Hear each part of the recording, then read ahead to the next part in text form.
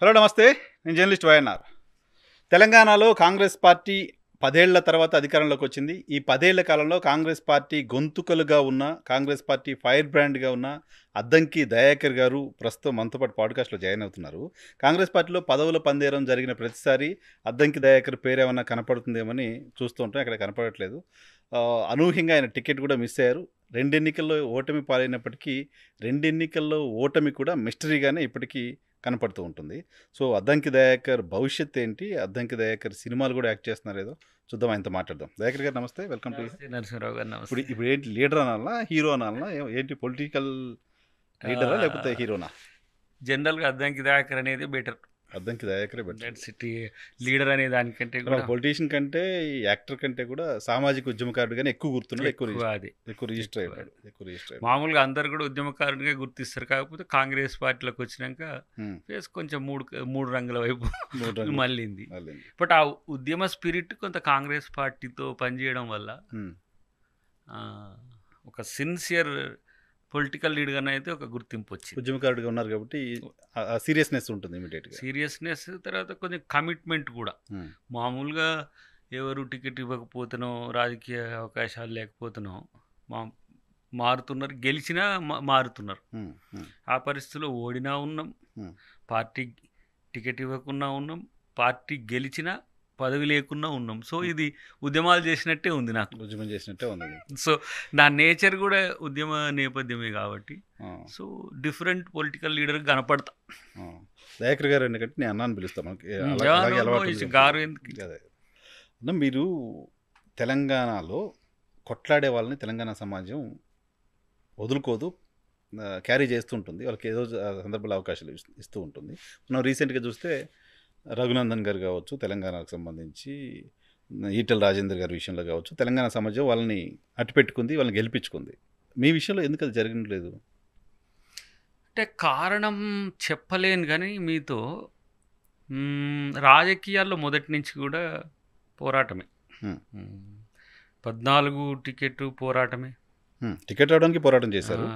పోరాటం అంటే ఏంది, నేనేం పెద్దగా ల్యాబ్ ఇదంతా ఏం చేయను కదా. సో ఇప్పుడు మనకు అమరుడైన మన డిఎస్ గారు, డి శ్రీనివాస్ గారు, సోనియా గాంధీ గారు అప్పుడు ఇన్వైట్ చేసిండ్రు. మనం జేఏసీ కేసీఆర్ గారి కంటే ముందు మేము కలిసినాం కదా. అరే మంచిగా చిన్నగా ఉన్నావు, రాజకీయాలు ఆప్షన్ పెట్టుకో, నేను అవకాశాలు ఇప్పిస్తా అని చెప్పి ఆమె అన్నది. అందరినీ రమ్మన్నది, కోదండరామ్ గారిని కూడా మీరు కాంగ్రెస్ పార్టీతో ఉండమని అన్నది. సరే కేసీఆర్ కూడా విలీనం చేస్తానని అన్నాడు. సో అన్నప్పుడు నేను అవకాశం ఇస్తే చూద్దాం అన్నట్టుగా వస్తామా అని చెప్పినాం అప్పుడు అందరం. తర్వాత దిగ్విజయ్ సింగ్ గారితో స్పెషల్గా అయినప్పుడు ఏంటి మనకి ఇన్ఛార్జ్ ఉండే, అవును, మీరు మీలో ఎవరో రాజకీయాలకు వస్తా అని చెప్పిండ్రట, వాళ్ళందరి పేర్లు రాసి నాకు ఇస్తే మేము ఎక్కడ అకామిడేట్ చేయొచ్చు అనేది అని మళ్ళీ లేక్ వ్యూ గెస్ట్ హౌస్లో ఒక మీటింగ్ పిలిచిండు ఆయన. అప్పుడు కేసీఆర్ కొంత ఫీల్ అయ్యిండు. ఆయనేం పార్టీ విలీనం చేస్తా అని పోయి ఢిల్లీలో కూర్చుండు సాగరహారం అప్పుడు. సో ఈయన మర్జ్ అవుతాడో తెలియదు, పొత్తుకు పోతాడో తెలియదు, కన్ఫ్యూజన్ ఉంది. Sir of course sometimes Kavitha garu నేను కలిసి కూడా మర్జర్ ప్లాన్ కొరకు కొంత అప్పుడు ఏఐసిసి పెద్దల్లో ముఖ్యంగా కొప్పులరాజు గారు ఉండే మర్జర్ ప్లాన్ అప్పుడు నేను కూడా కొంత సహకారం చేసిన తర్వాత మర్జర్ అయ్యేటట్టుగా లేదు. సేమ్ టైం ఇండిపెండెంట్గా పోటీ చేసేటట్టు లేదు. కేకే కమిటీ ఏదో ఒకటి వేసింది, పొత్తు ఉండాలన్నా పొత్తు లేకుండా ఉండాలని చెప్పి. అప్పుడు కేకే గారు ఇప్పుడు కాంగ్రెస్కి వచ్చిండు, అప్పుడు వారు దాంట్లో బీఆర్ఎస్లో ఉండే, టీఆర్ఎస్లో ఉండే. ఆ టైంలో నాకు కొంచెం కన్ఫ్యూజన్. డైరెక్ట్ నేను ఏఐసిసి పెద్దలతో ఉన్నా కాబట్టి నేను కాంగ్రెస్తో పోతే బెటర్. ఇప్పుడు అది వచ్చి మర్జ్ అయినా పొత్తు అయినా కూడా సేమ్ కదా. సో నేనేం టికెట్ ఆశించలేదు. టికెట్ ఆశించకపోయినా ఆమె పిలిచింది కాబట్టి డిఎస్ గారు ఫస్ట్ మనకు 12 సీట్ల ఎంపీలు ప్రకటించినప్పుడు నాది, మన గజలకాంతంది, దర్వెల్ అనేది ఉద్యమకారులు క్రిషాంక్ ప్రకటించిండ్రు. దర్వెల్ అనేది లేదు, క్రిషాంకే ఈ మూడింటిని మార్చడానికి ఎవరో ప్రయత్నం చేసింది. అది ఎవరో నేను చెప్పలేదు. సో అప్పుడు ఆమె ఇమ్మీడియట్గా డిఎస్ గారు ఒక లేఖ రాసిండ్రు, అరే మనం ఉద్యమకారులను పిలిచినాం, మళ్ళీ టికెట్స్ ఇవ్వకపోతే బ్యాడ్ పోతుంది. అప్పటికి హరీష్ రావు ఏదో నేను టీవీలో కూర్చొని చెప్తూనే ఉన్నది, సేమ్ అప్పుడు వీడియో పెట్టలేదు, టీవీలో చెప్పిన అంతే. టికెట్ ఇవ్వద్దు అనుకున్నారేమో, నెక్స్ట్ ఆల్టర్నేటివ్ ఏదైనా చేస్తారేమో అని చెప్పి అంటున్నాగానే ఆయన లెటర్ రాసిందని తెలిసి 9:30కి మళ్ళీ ఫోన్ వచ్చింది. మార్నింగ్ పొద్దుగాల అమ్మకాడు ఉన్నాం, టిఫిన్ పెట్టింది, సారీ దయాకర్ ఇట్లా అని చెప్తున్నది. అమ్మ నువ్వు టికెట్ ఇచ్చినా ఏం లేదు, ఇవ్వకపోయినా ఏం లేదు, నువ్వు అంటే మామూలుగా ఇదేం తప్పు జరిగింది ఏం కాదు, సంథింగ్ ఏదో ఉంటుంది అని చెప్తే, లేదు మీరు ఉండండి అని చెప్పి దాదాపు 12 o'clock వరకు ఉండి, అప్పుడు పెద్దలు చాలామంది వచ్చిండ్రు అక్కడికి. అహ్మద్ పటేల్ గారు ఉండే, దిగ్విజయ్ సింగ్ గారు చెప్పి, రేపు 10 o'clock నామినేషన్, మార్నింగ్ 10 to 12 వారితో ఉన్నాం సోనియా గాంధీ గారితో, 12 నుంచి మళ్ళీ 1 o'clock ఫ్లైట్ పట్టుకొని 3-4 దిగి వచ్చి, మన పుల్లార గారు అప్పుడు ప్రెసిడెంట్ ఉండే, ఒక యుద్ధం చేసినప్పుడు యుద్ధ ప్రాతిపదిక నైట్ అంతా మళ్ళీ ప్రిపేర్ చేసుకోవాలి కదా, రెడీ చేసుకోవాలి. అప్పుడు అట్లనే అయింది.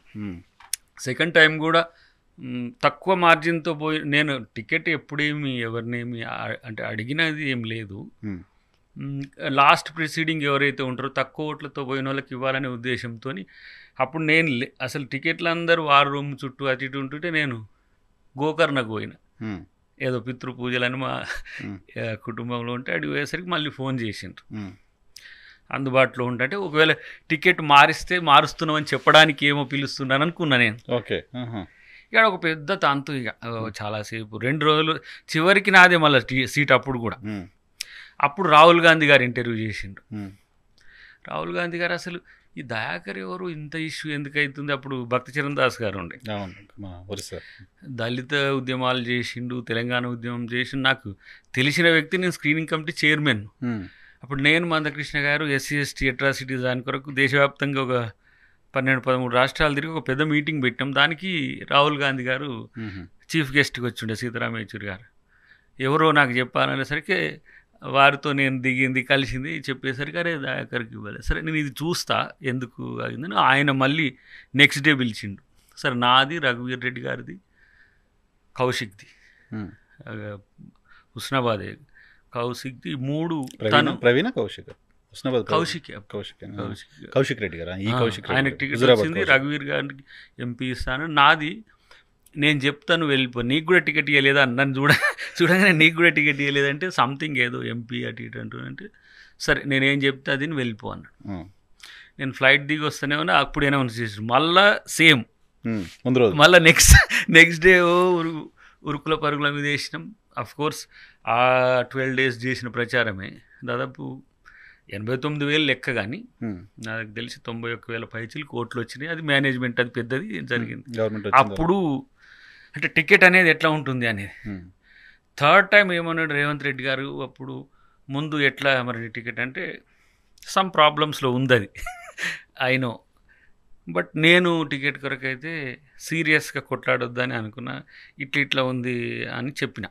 సరే అప్పుడు అన్ననే అంటుంటూ ఇప్పుడు మా సీఎం గారు కానీ అంటే ప్రయత్నం చేద్దాము, ఒకవేళ ఆ కోర్టు కేసుకి వెళ్ళి, అప్పుడే జడ్జిమెంట్ వచ్చింది దీన్ని అవకతవకలు జరిగినాయి అని చెప్పేసి, దాని మీద సీరియస్గా నోట్స్ పెట్టండి అని అడ్వకేట్ జనరల్కు ఎంత పెడుతున్నప్పుడు, ఒకవేళ మళ్ళీ అది గెలిస్తే ఇబ్బంది అయితే నువ్వైతే అప్లై చేయమన్నాడు. అప్లై చూద్దాం, ప్రయత్నం చేద్దాం. ఇక సరే ఆడ పెద్ద యుద్ధమే జరిగింది.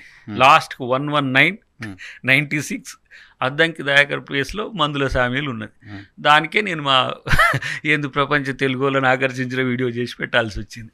సో నేను ఎప్పుడు మీన్స్ అంటే, మీరు అంటే కొట్లాడేటోళ్ళకి అవకాశాలు ఇస్తుంది తెలంగాణ అంటే, నాకు అవకాశం ఇవ్వలేదని నేను అనుకోలే. సెకండ్ టైం అయితే ఆల్మోస్ట్ ఆల్ అది విన్నే, 20 EVMs జడగొట్టి 1050 ఓట్ల తేడా అంటే వాళ్ళు ఇప్పటికి సమాధానం చెప్పట్లేరు. ఇప్పటికి అది పెండింగ్లో ఉన్నది. మేబీ నెక్స్ట్ మంత్ వచ్చేంత అది రిజల్ట్ వస్తుంది. అది ఎట్లా ఉంటుంది అంటే చనిపోయిన శవానికి అలంకరణ చేసినట్టు ఉంటుంది. కొత్త ఎమ్మెల్యే వచ్చి, ఎమ్మెల్యే కాకుండా మాజీ ఎమ్మెల్యే ఒక్కరోజు కూడా సింగిల్ డే కూడా పోకుండా ఎమ్మెల్యే అవుతాం, ఒకవేళ ఇఫ్ సిస్టమ్ ఈజ్ దేర్ అయితే. సో నాకెందుకో కొంత నమ్మకం ఉంది, కానీ చూడాలి. అప్పీల్ ఉంటుంది, మళ్ళీ సుప్రీంకోర్టు ఉంటుంది, పెద్ద సమస్యలు ఉంటాయి. బట్ సో అప్పుడు గెలిచినా మిమ్మల్ని గెలవకుండా చేశారు సో మేనేజ్మెంట్, మీరు అంటున్నారు. అసలు నేను ఈ 3 సార్లకు నేను ఎదుర్కొంటున్న సమస్య నీకు చెప్పిన, రాజకీయాల్లో సామాన్యుడు వస్తే ఇంత సమస్య ఉంటుందా? Exactly. Vocal, well known face, తర్వాత కుట్రలు ఉంటాయి, ఏదేదో ఉంటాయి అని అంటే, అసలు నాకు ఏదో ఎవరో తెలుసుకోవాలన్నది ఒక 4-5 ఫిగర్లు కనపడుతున్నాయి, కానీ ఎక్కడ క్రైమ్ దొరుకుతలే. ఏంటి చల్ ఇది ఎట్లా పొడుస్తుంది ఉన్నది? ఎవరో తెలియట్లా, తెలుస్తలే, నొప్పి ఇటు వస్తుంది. మళ్ళేసరికి ఇటు పడుతుంది, ఇటు మళ్ళేసరికి ఇటు పడుతుంది, ఇటు చూసరికి ఇటు పడుతుంది. నొప్పి కనపడుతుంది, రక్తం కనపడుతుంది, కానీ ఎవరు పొడిచింది ఎవరో చేసిరో తెలియట్లా. తెలుస్తలే. సో ఇంకోటి ఏంటంటే మనము వెంపర్లాడము ఏమో అంటాం చూడు, ఇంకా చెప్పాలంటే ప్రాకులాడము, ప్రాధేయపడము అనే దానికంటే అవకాశం వస్తుంది. ఇప్పుడు కాన్ఫిడెన్స్ మనకు ఉండడానికి కారణం ఏంటంటే కష్టపడేటోళ్ళకి అవకాశం వచ్చుడే కాకుండా నేనేం తక్కువేం కాదు కదా. నేను లీడర్గా కాంగ్రెస్ పార్టీకి వచ్చిన, చాలామంది కాంగ్రెస్ పార్టీకి వచ్చి లీడర్లు అవుతారు. దయాకర్ అంటే లీడర్ అయినప్పుడు తెలియని వాళ్ళు కూడా ఇప్పుడు పెద్ద పెద్ద పదవుల్లో ఉంటారు. అది వాళ్ళకి కలిసి వచ్చింది అనుకుందాం, అది కూడా పాజిటివే. రేపటి రోజు మనదేం. కానీ ఇప్పుడు మీరు చెప్పిన 3 ఇష్యూస్ 14 కావచ్చు, 18 కావచ్చు, 23 కావచ్చు, ఈ 3 సందర్భాల్లో మీరు ఫైట్ చేసింది మీ పార్టీతోటే. మా పార్టీతో సమ్ టైమ్స్ XYZ కూడా ఉన్నారు, వేరే పార్టీ వాళ్ళు కూడా ఉన్నారా? ఈ పార్టీలో ఇన్ఫ్లుయెన్స్ చేస్తారు మీకు టికెట్ రావడం, మీరు గెలవకుండా టికెట్ రాకుండా ఇచ్చి అక్కడ చేసి వచ్చిన వాళ్ళు కూడా ఉన్నారు, వేరే పార్టీ వాళ్ళు. సో అలా వేరే పార్టీ వాళ్ళు చెప్తే కాంగ్రెస్ పార్టీ ఇన్ఫ్లుయెన్స్ అయ్యే పరిస్థితిలో కూడా వ్యక్తులు ఉంటారు కదా పార్టీ కంటే కూడా. వ్యక్తుల వ్యతిరేకత, వ్యక్తుల ఏమంటాం అవినీతి కూడా కొన్ని కొన్ని సందర్భాల్లో ఉంటుంది. బట్ నేనుగా చాలామంది అంటారు, దయాకర్ నీకు ఇంత అన్యాయం జరుగుతుంది కదా, ఎందుకు నీకు అసలు ఇంత కూడా ఫీలింగ్? అన్యాయం ఏంటి? నేను చిన్నతనంలో అఫ్కోర్స్ 34-35 ఇయర్స్లో ఐఎమ్ ది ప్రిన్స్. మేము తెలంగాణ పల్లెకి పోతే మమ్మల్ని ఆహ్వానించిన తీరు కోదండరామ్ గారితో కానీ, అఫ్కోర్స్ సమ్ టైమ్స్ కేసీఆర్ గారితో కానీ మేము చూసినాం కదా.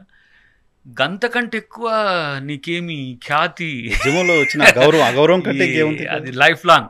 కాబట్టి ఇదంతా ఎడిషనల్. నాకు దీంట్లో ఏదైనా వచ్చింది అనుకోండి, ఇప్పుడు మా ముఖ్యమంత్రి గారు ఏదో దయాకర్ కూడా కొంచెం పని చేసి నాకు పదవి ఇచ్చింది అనుకోండి, అది అదనం. కానీ తెలంగాణ ఉద్యమంలో నేనున్నాను, ఉద్యమం కోసం నేను పనిచేశాను, రాష్ట్రం కోసం నేను పనిచేశాను అనేది ఎక్కువ కీర్తి.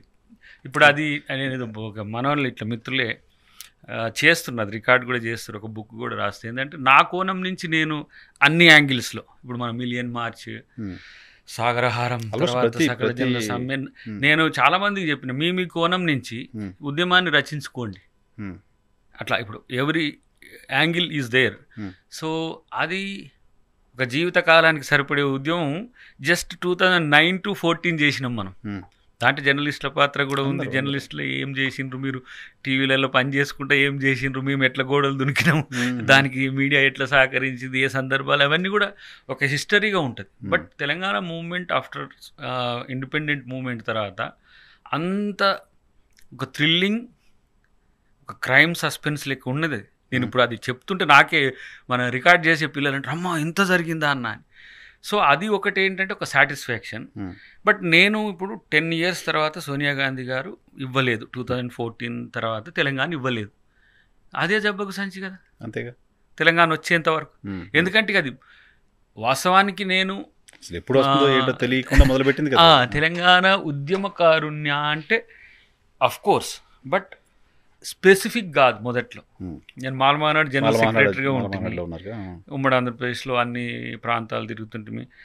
తెలంగాణ మూమెంట్ జరిగే క్రమంలో గద్దర్ గారు, మన మల్లురవి గారు కావచ్చు, మన గీతారెడ్డి గారు కావచ్చు, కొంతమంది సమ్టైమ్స్ దండోరా మిత్రులు కూడా తెలంగాణ కొరకు వ్యవస్థీకృత సంఘం ఉంటే మంచిది మాలలకు అని చెప్పినప్పుడు నేను తెలంగాణ మాలమాన్ని ఏర్పాటు చేసిన. అట్లా కొండ లక్ష్మణ్ బాపూజీ గారు, తర్వాత మన హనుమాన్లు, భూమయ్య గారు, పాషం యాదగిరి గారు, వీళ్ళతో ఐక్యకార్యాచరణ కమిటీ ఉండే ముందు ఫస్ట్. తర్వాత మందకృష్ణ గారు వచ్చిన తర్వాత, అప్పటి వరకు తెలంగాణ ఆర్ కృష్ణ గారు, మందకృష్ణ గారు కొంత ఏడపీడంగా ఉండే. జేఏసీ ఏర్పాటు కంటే ముందు మందకృష్ణ గారు నన్ను పిలిచిండ్రు. కేసీఆర్ కొట్లాడుతా అంటున్నాడు, దళితున్న ముఖ్యమంత్రి చేస్తా అంటున్నాడు, మరి మనం కూడా తనకు సపోర్ట్ చేస్తే మంచిది కదా రచన అని చెప్పిండు. అంటే సరే, అప్పుడు నేను లక్ష్మణ్ బాపూజీ గారితో ఉంటుంటే దాంట్లో తెలంగాణ రాష్ట్ర సాధన సంయుక్త వేదిక అని ఆయన ఏర్పాటు చేసిండు. వారు కేశవరావు జాదవ్ గారు, వారి చైర్మన్, వీళ్ళు కన్వీనర్ అన్నప్పుడు నన్ను స్పోక్స్ పర్సన్గా తీసుకున్నారు అప్పుడు కూడా. సో జాదవ్ గారికి వారికి కొంత ఏమంటారు తకరారు వచ్చి వారిద్దరి మధ్య ధర్మాగ్రహం ఉంటుంది. సో కొన్ని అంశాల్లో వీరేమో సోషలిస్ట్, వారేమో కాంగ్రెస్ నేపథ్యం. అప్పుడప్పుడు వారి మధ్యన సమన్వయం కొరకు ప్రయత్నం చేసి ఫెయిల్ అయ్యేటోళ్ళము.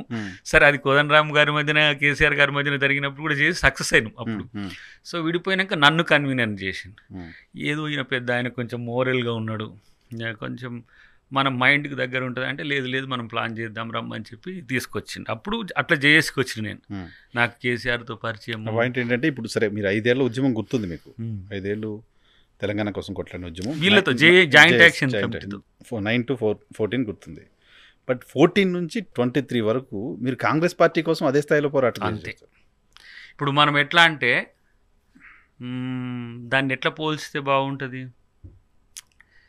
మనం అమ్మ కోసం ఎంత సిన్సియర్గా చెప్తామో చేస్తామో తెలంగాణ కొరకు అట్నే చేసినాం, సేమ్ కాంగ్రెస్ కొరకు కూడా అట్నే చేసినాం.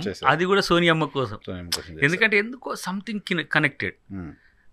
మొదట్లో కొంచెం తిట్టేటోళ్ళం, ఏంది ఇంతమంది అమరవీరులు అయినరు పట్టించుకోవట్లే అంతా. ఢిల్లీలో 17 days ఉన్నాం కదా, ఆ టైంలో వాళ్ళ ఏంది సుష్మా స్వరాజ్ గారు కానీ సోనియా గాంధీ గారు కానీ మీరా కుమార్ వీళ్ళ మధ్య వీళ్ళ చేసి ఒకటి ఉన్నది వేరే. అంటే పిల్లలు చచ్చిపోతున్నారు, వీళ్ళని బతికించుకోవాలి ఎట్లా. సుష్మా స్వరాజ్ గారు అప్పుడప్పుడు సీక్రెట్గా నేరుగానో సోనియా గాంధీ గారిని కలిసేదనేది కూడా మాకు సమాచారం ఉండేది. అవుట్ ఆఫ్ ద బాక్స్ ఆమె తెలంగాణకు సపోర్ట్ చేశారు. వీళ్ళిద్దరూ ఆమె బీజేపీ ఈమె కాంగ్రెస్ అనే దానికంటే వాళ్ళిద్దరు ఇంటర్నల్గా ఒక అండర్స్టాండింగ్తో ఉండేది. సో ఆ టైంలో సోనియా గాంధీ గారి మీద నాకు ఒక అభిప్రాయం ఉండేది పోయింది. ఎందుకంటే ఈమె ఇవ్వలేక రాజకీయాలు చేస్తుంది అనేది మనం గ్రౌండ్లో కొంత తెలిసినది. అంటే ఇంతమంది పిల్లలు చనిపోతుంటే తెలుస్తలేదా అంటే ఇవ్వడానికి కాక ఆమెకున్న సమస్యలు చాలా ఉన్నాయి. అది యూపీఏ భాగస్వామ్య పక్షాలు కావచ్చు, something politics is there. So ఆ టైంలో ఓహో ఇంత సిన్సియర్గా తెలంగాణ ఇవ్వడానికి కొట్లాడే రాజకీయ నాయకత్వం ఉంది, అవి మన మైండ్ సెట్తోనే ఉంది. మళ్ళీ ఇంకో కనెక్టివిటీ ఏంటంటే వాళ్ళు they are the protectors of the constitution. So నేను కొంచెం అంబేద్కరిస్ట్ను, పూలే అంబేద్కర్ ఐడియాలజీతో కలిగి ఉన్నవాడిని కాబట్టి నేచురల్గా అది ఏమంటారు ఇన్బిల్ట్ ఉంటుంది, అది that is your ideology basic. So వాళ్ళు కాంగ్రెస్ విచారధారతో అయితే ఏంటి, they are the protectors of the Indian democracy and constitution అనే ఉద్దేశంతో కూడా అంత చిన్నతనంలో కొంత సోయితోనే ఉండి అట్లా కనెక్ట్ అయినా.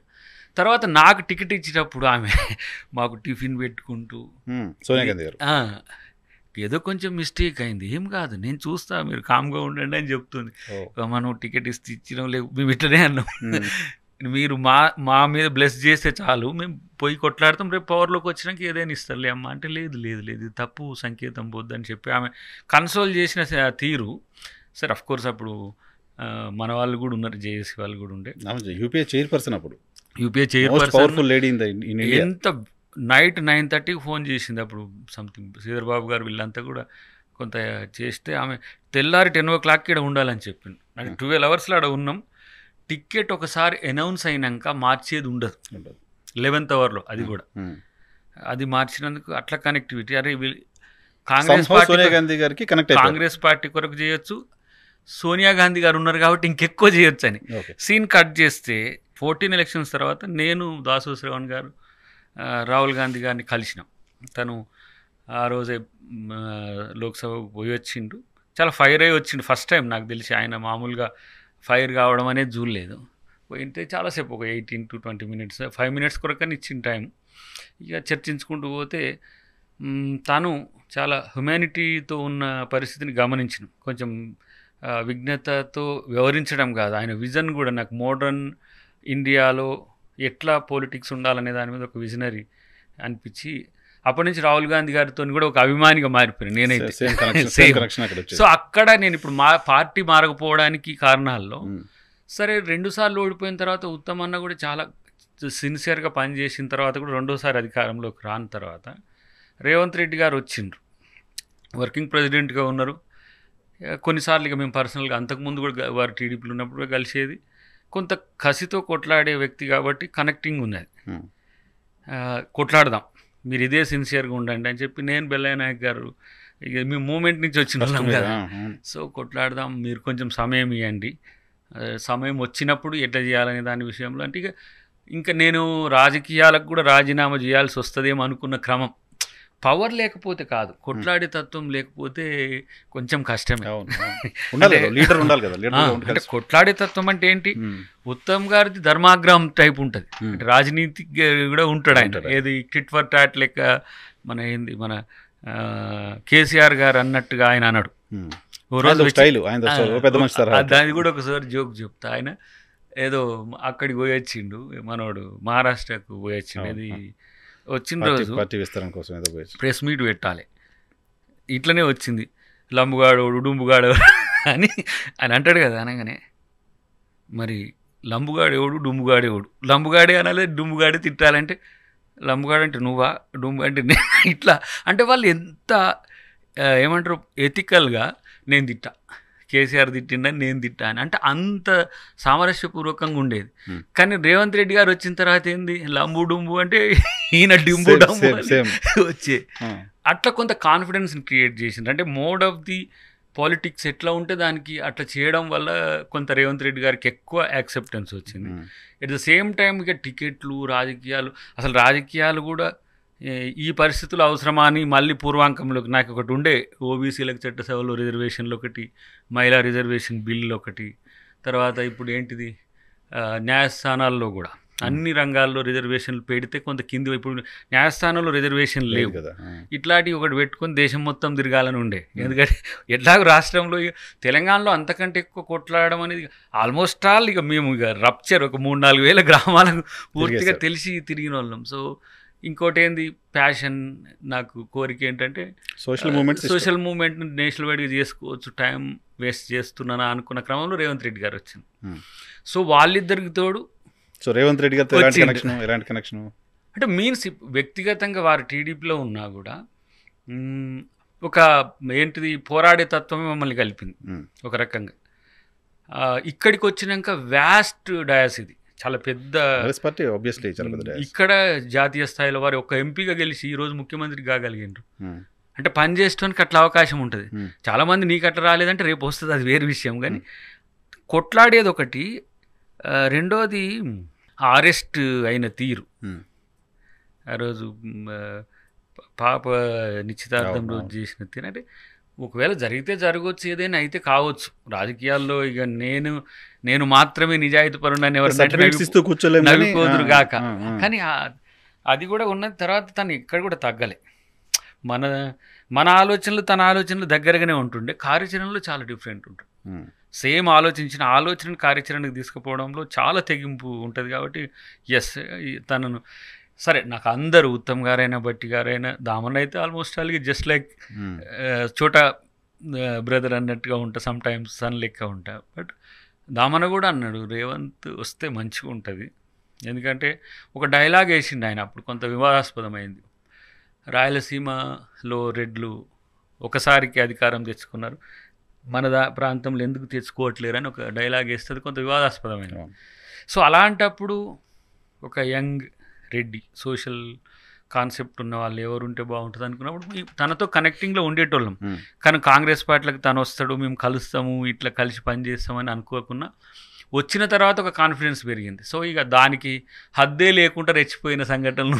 సో నేను ట్రై చేస్తాను అప్పటి నుంచి మాట్లాడడానికి. ఏంటంటే కాంగ్రెస్ పార్టీ నుంచి, సరే నేను ప్రధానమైన మీడియాలో పనిచేసాను, ఇప్పుడు కాంగ్రెస్ పార్టీ నుంచి ఎవరైనా పిలిస్తే మాట్లాడడానికి, ఎవరైనా పిలుద్దామంటే కాంగ్రెస్ పార్టీ తరపున మాట్లాడడానికి కూడా లీడర్లు ఎవరు దొరకని రోజుల్లో దయాకర్ అందరికీ అందుబాటులో ఉండేవాళ్ళు. కాంగ్రెస్ పార్టీ పేరెత్తడానికి కూడా ఏముంది, కాంగ్రెస్ పార్టీ పని అయిపోయింది ఇంకా అనుకునే రోజుల్లో కూడా ఉన్నారు. సో అటువంటి టఫ్ టైమ్స్లో కూడా పార్టీ వాయిస్ వినిపించుకుంటూ వచ్చింది దయాకర్ గారు. 6 నెలలు అయిపోయిన తర్వాత కూడా ప్రభుత్వం వచ్చి ఎందుకు ఇంకా అకామిడేషన్ దొరకలేదు అనే పాయింట్ కామన్గా కాంగ్రెస్ పార్టీ సగటు కార్యకర్తల్లో కూడా ఉంది.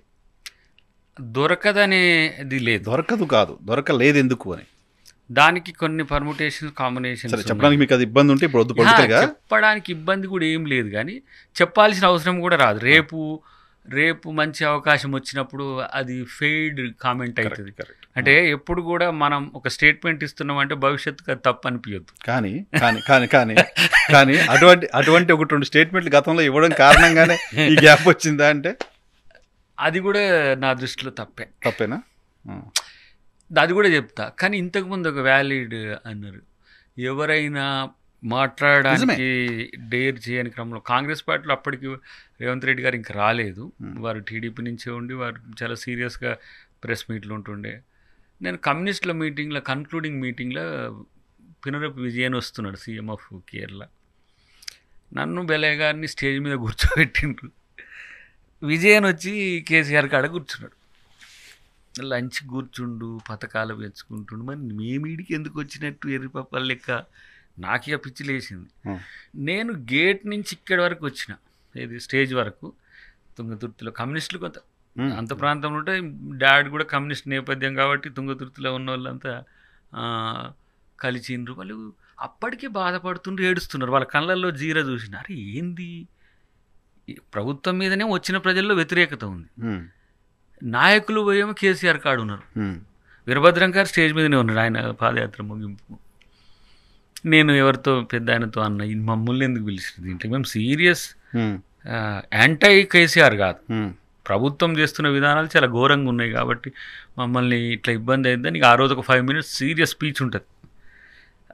అది చాలామందిలో ఒక ఇన్స్పిరేషన్ టైప్ ఉన్నది. కేసీఆర్ని కూడా ఇట్లా అనొచ్చా, కేసీఆర్ అనేటోడే అందరిని అంటుంటాడు మామూలుగా, ఇట్లా అనొచ్చా అని అన్నాడు. అన్న తర్వాత మనోడు మన మురళి ఉండే, మన TV9 మురళీకృష్ణ, ఆయన రోషయ్య గారి చర్చ చెప్పి నాకు, గాంధీ భవన్లో పార్టీ ఓడిపోయినప్పుడు రోషయ్య గారు, ఒకళ్ళిద్దరు రిపోర్టర్లు, ఒక కుక్క ఉండేదట.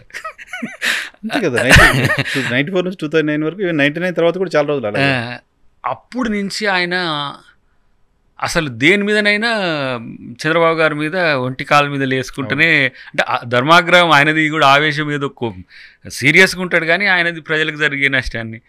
రోషయ్య గారు అట్లా ఉండేది, దయాకర్ అట్లా ఉంటున్నావు, అట్లనే ఉండాలి అని అంటుండే. మాట్లాడుతుంటే అఫ్కోర్స్ జనం నుంచి కూడా వ్యతిరేకత రాకపోయేది. 1-2 సార్లు టీఆర్ఎస్ మిత్రులు వ్యతిరేక ప్రెస్ మీట్లు పెట్టడానికి ఒక ప్రయత్నం చేసిండ్రు, మరి ఎందుకు ఆగిండ్రో తెలియదు. నన్ను ఇప్పటివరకు నా మీద కౌంటర్లు ఉండవు. మరి అది దయాకర్ మంచోడే కానీ పాపం కాంగ్రెస్ పార్టీ పని అయిపోయింది అని చూపిస్తుండేది. అఫ్ కోర్స్ మమ్మల్ని ఎక్స్పోజ్ చేసిన నమస్తే తెలంగాణ లాంటి పత్రికని కూడా గుమస్తా తెలంగాణ అని చేయాల్సి వచ్చింది. టీ-న్యూస్ ఎప్పుడు మా ఫేస్ చూపించిన దాన్ని కూడా. ప్రభుత్వం వచ్చిన తర్వాత చాలామంది కమ్యూనిస్ట్ యోధులు చెప్తుండేవారు, పాలక వర్గాన్ని దృష్టికోణమే వేరు ఉంటుంది, పరిపాలనకు వచ్చినాక మనుషుల యొక్క తీరు మారుతుంది, అది వ్యక్తిగానైనా వ్యవస్థగానైనా అని అన్నది నేను చూసిన. కేసీఆర్ని చాలా దగ్గరగా, అంటే అతి దగ్గరగా, అంటే ఇక మేము కలిసి తిన్న రోజులు ఉన్నాయి, కలిసి కొట్లాడుకున్న రోజులు ఉన్నాయి ఇంటర్నల్గా.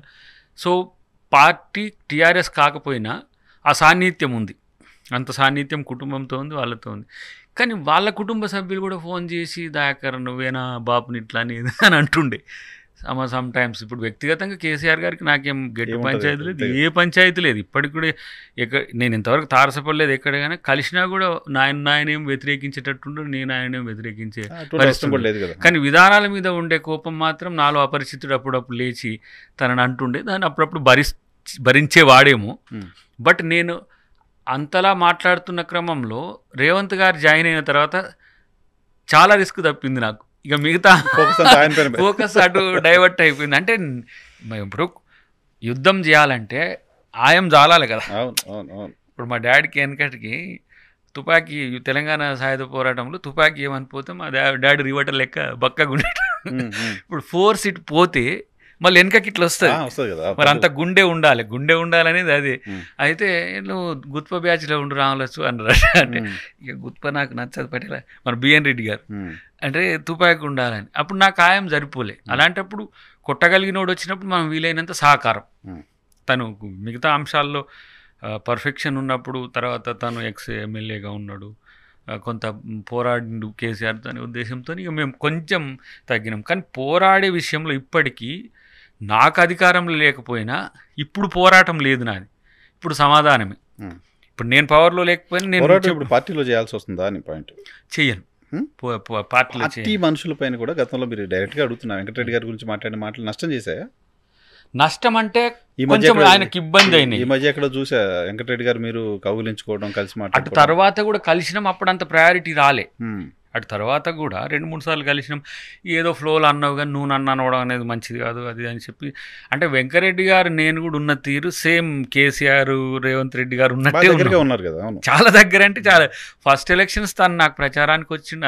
అంతేకాకుండా ఫ్యామిలీతో కూడా ఇప్పుడు వారి ఒక సోదరి మా కాన్స్టిట్యున్సీ బొడ్డుగూడెంలో ఉంటుంది. చాలా పార్లమెంట్ పోటీ చేసినప్పుడు మీ కాన్స్టిట్యున్సీ కదా, మా కాన్స్టిట్యున్సీ. తర్వాత తుంగతుర్తిలో వారి అక్క ఉంటుంది, ఇక మొన్న ఎక్కడో అంటే ఒక 2-3 నెలల క్రితం కలిసి ఇక అన్నది నువ్వు అన్నని ఇట్లా అనొచ్చు అది అని అంటే ఇక ఇన్నిసార్లు చెప్పి ఏం చేయమంటే అది చేస్తా అక్క అని చెప్పి అట్లా కూడా అంటే తప్పు జరిగిపోయినప్పుడు దాన్ని మనం రిజైండర్ ఇచ్చుకోడు. మిగతా దానికి దయాకర్ ఎప్పుడన్నా ఎక్కడన్నా సారీ చెప్పిండా లేదు.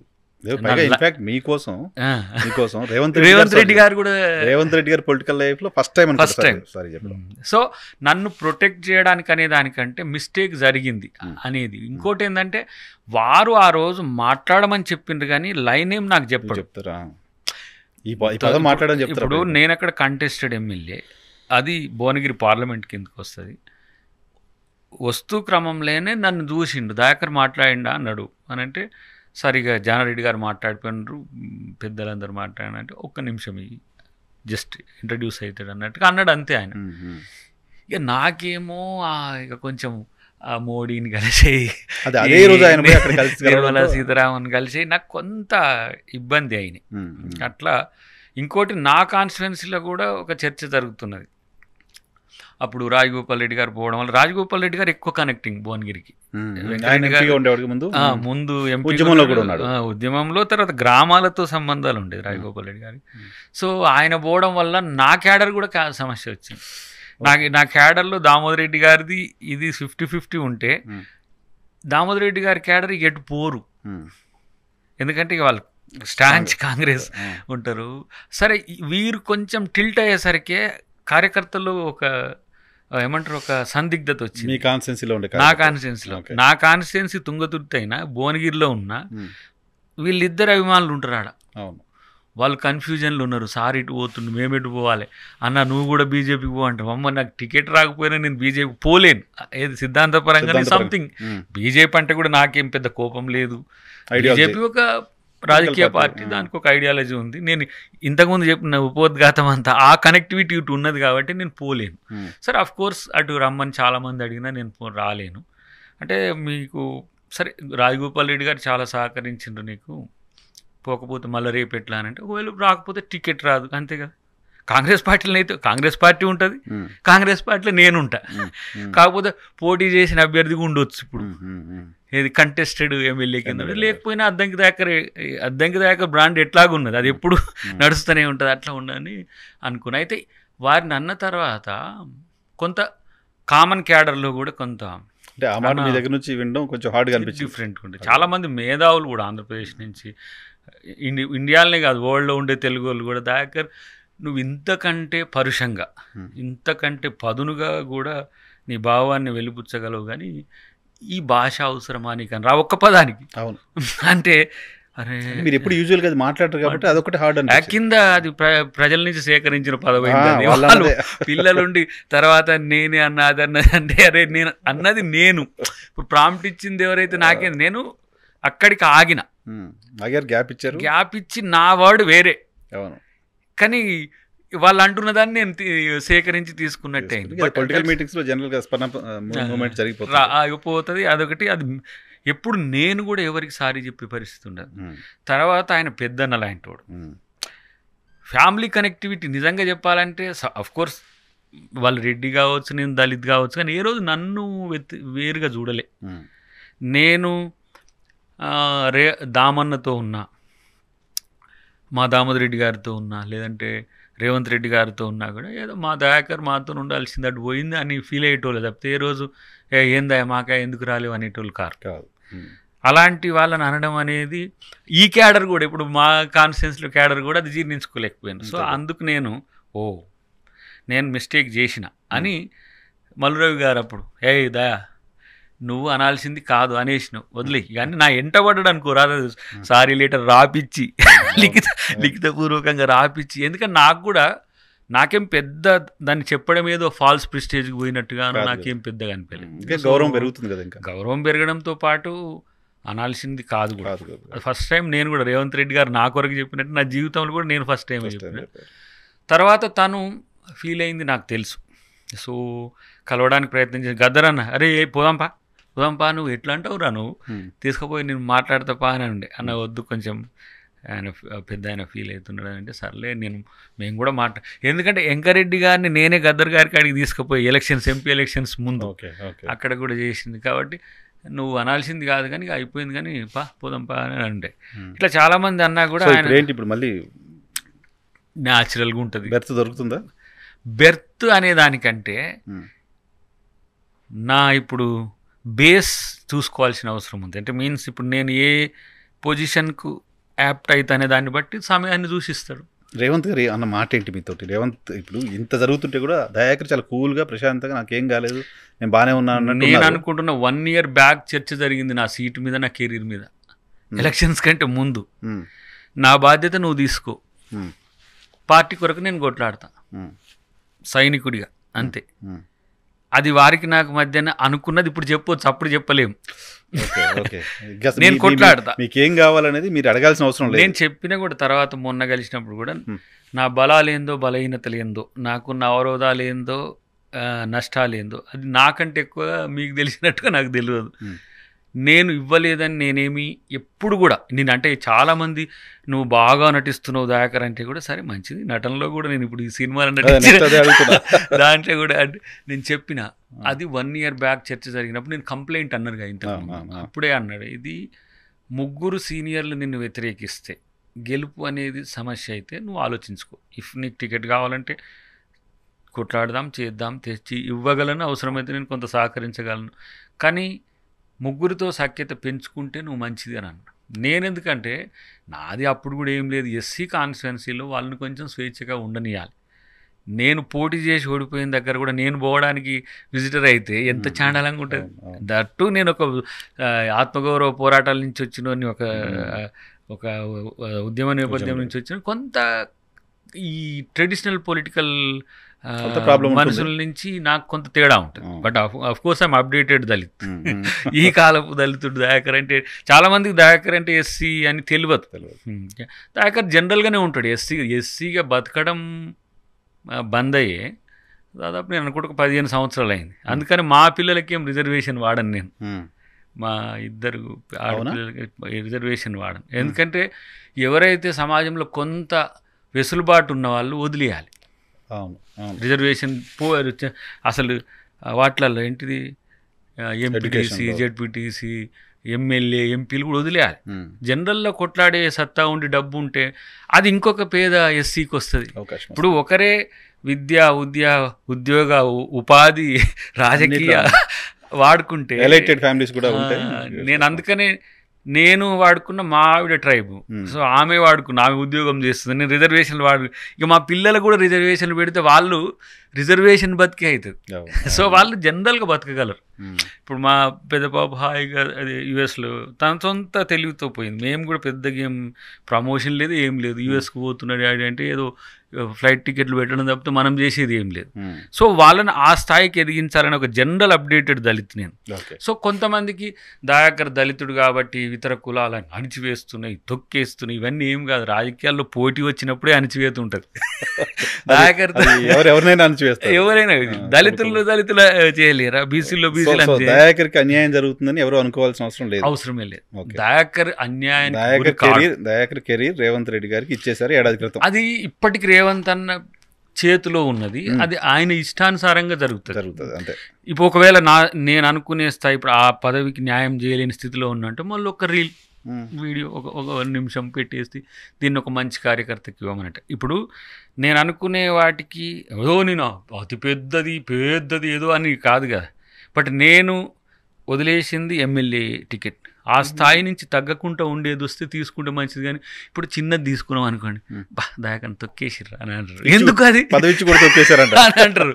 ఇట్లా ఉంటే దయాకర్ ఎప్పుడు దయాకర్ పదవులతో పెద్దగా నేను till today since 20 years public life, of course ఎంత 2004 నుంచి 24 వరకు ఏ చిన్న పదవి కూడా నేను తీసుకోలేదు. అయ్యో దయాకర్ని గుర్తుపెట్టుకున్న వాళ్ళు ఎవరు పదవితో గుర్తుపెట్టుకోలేదు కదా. అద్దాక దయాకర్ అంతే, వస్తే దయాకర్ పక్కన ఆ పదవి ఉంటుంది. That's it. ఆ పదవులు గుర్తులేవు కదా. ఆ పదవులు ఎంతమంది ఉన్న వాళ్ళు నీ కళ్ళ ముందు మీరు పిసిసి ప్రధాన కార్యదర్శి, నాకు తెలిసి మీ పార్టీలో కూడా చాలా మందికి తెలియదు ఆ విషయం. తెలియదు అసలు. కాంగ్రెస్ పార్టీ లీడర్ అంతే. That's it. ఆఫ్ కోర్స్ 54 పార్టీలకు జనరల్ సెక్రటరీ ఉన్నారు. అప్పుడైతే 1 or 2 స్పోక్స్ పర్సన్స్ ఉంటుండే. కానీ నాకు పదవితో కొత్త గుర్తింపు వస్తుందని నేను ఎప్పుడు అనుకోను. నేను చేయాల్సినవి నా లైఫ్ మిషన్స్ ఉన్నాయి. ఇప్పుడు ఎందుకంటే మిషన్స్ మీన్స్ అదేదో పెద్ద అది కాదు. ఇప్పుడు ఏమనాలి దాన్ని, ఒక మనిషి లైఫ్కు ఇది ఎండ్ అనడానికి లేని అనంతమైన ఆలోచనలు కొంతమందికి ఉంటాయి. అనంతమైనవి కానీ కావు, కానీ మన లైఫ్లో చేయగలిగినవి కొన్ని ఉన్నాయి. నేను ఇది చేశాను, లైఫ్ టైం సాటిస్ఫాక్షన్. అసలు యాక్సిడెంటల్గా మూమెంట్ లీడర్ అయిన నేను, ఎవరికి ఆ ఏజ్లో రానంత గుర్తింపు వచ్చింది. చాలా చిన్న ఏజ్. అది దాన్ని మర్చిపోతున్నావు. Positive attitude. దయాకర్ అంటోడు లోకానికి తెలిసిండు ఫస్ట్, అది గుర్తుపెట్టుకో. ఎక్కడో మారుమూల పల్లెలో ఉన్న దళితుడు, అఫ్ కోర్స్ వాడు చదువుకోవచ్చు కాక, ఎంతమంది నాకంటే బ్రైట్ ఎమ్మెల్యే లైన్ వాళ్ళు ఎంతమంది గుర్తున్నారు కాదు, వాళ్ళు చేసిన సాక్రిఫైస్ కూడా ఉన్నది. ఉంటుంది స్టేట్ లెవెల్లో గుర్తింపున్న ఎమ్మెల్యేల సంఖ్య కూడా. నేను కొట్లాడడానికి ప్రజలు నాకు పాస్పోర్ట్ ఇచ్చిండ్రు. This is the my finest benefit అనుకుంటా. నేను బ్రెయిన్ గొంతు ఇచ్చింది. ఇది సమాజం నుంచి నేర్చుకున్నది. నేను 10th క్లాస్ 3 సార్లు ఫెయిల్ అయినా, అత్యవసర మార్కులతో పాస్ అయినా. పెద్దగా 3 సార్లు రాస్తే ఒక్కొక్కసారి ఒక్కొక్క సబ్జెక్ట్. పెద్ద తెలివికలోని కాదు. మా సార్ జగదీశ్వర్ సార్ ఉంటాడు, ఎప్పుడు నాతో మాట్లాడతారు, నువ్వు ఇంత తెలివికలోని కాదు కదా అంటాడు. అంటే తెలుగులో ఇంత పాండిత్యం ఎట్లా వచ్చింది. ఒకసారి ఆయన 18 మార్క్స్ వస్తే మళ్ళీ ఎగ్జామ్ రాయించిండు, ఇట్లా రావు కదా నీకు అని. అంటే అంత పూర్ స్టూడెంట్ ఉన్నా. అఫ్ కోర్స్ ఇంటర్మీడియట్ కూడా ఇన్స్టెంట్ పాస్ అయినా, degree 2nd class, PG MCom మాత్రం 1st క్లాస్ పాస్ అయినా, ఎంసీఏ డిస్టింక్షన్ వచ్చింది. అది ఎల్ఎల్బి కూడా అంతే. కానీ ఒక సామాన్యమైన యువకుడు, గ్రామీణ నిరుపేద, ఏమంటారు ఇంకా మనోళ్ళ భాషలో చెప్పాలంటే కడజాతిలో పుట్టిన మీన్స్ అంటే ఇట్లా మనోళ్ళు అనుకుంటారు. అట్లా అనుకోవడానికి కూడా నేనేం ఫీల్ కాదు అసలు, ఆలోచన రావద్దు. ఇంకోటి ఏంటంటే చాలామంది రోహిత్ వేముల చనిపోయినప్పుడు నాకు బాధ అనిపించింది. బాగా ఎందుకు ఈ పిల్లగాడు ఈ స్థాయికి వచ్చి ఇట్లా అంటే ఆత్మహత్యలు చేసుకున్న వాళ్ళని మనం చూస్తే చాలా ఇబ్బంది అనిపిస్తుంది. సో ఆ పరిస్థితి నుంచి దయాకర్ ఎక్కడున్నాడు ఇవ్వాలంటే, ప్రపంచంలో ఉండే అమెరికాలో ఒక మిత్రుడు చేసిండు, సరే పేరు గుర్తులేదు కానీ, ఓపిక, ఏది సహనము, స్థితప్రజ్ఞత అంటే నిన్ను బ్రాండ్ అంబాసిడర్ పెట్టాలి, మా ఎంప్లాయీస్కి నువ్వు ఒకసారి వచ్చి నువ్వు చేయాలి న్యూయార్క్ ఎలా ఉన్నారు అని. అంటే పేషెన్స్ అంటే మనం చేస్తున్న క్రమంలో ఆశిస్తే సమస్య, ఎక్స్పెక్ట్ చేస్తే ఆశిస్తే భంగపాటు. ఆశయంతో ఉంటే ఎప్పటికీ అలైవ్. ఇప్పుడు నేను ఒకటి కావాలనుకున్నా, అది దొరకలేదు, ఇక వాటి వెంటబడు అమ్మో నాకు దొరకలేదని ప్రకాష్ రాజ్ కాక ఒకటి సినిమాలో ఓబుల్ రెడ్డి కోటకాడ కూర్చున్నట్టు ఇది కాదు కదా. You have another choice. ఇప్పుడు లేదనుకోండి, అసలు రాజకీయాల్లో దయాకర్కు మనగడే లేదనుకోండి, ఎన్ని ఆప్షన్స్ ఉన్నాయి. దయాకర్ బిజినెస్ చేసుకోవచ్చు, దయాకర్ మూమెంట్ చేసుకోవచ్చు, దయాకర్ పూర్వాంకంకు పోయి మళ్ళీ మనం అనుకుంటున్న కింది జాతుల కొరకు కొట్లాడచ్చు.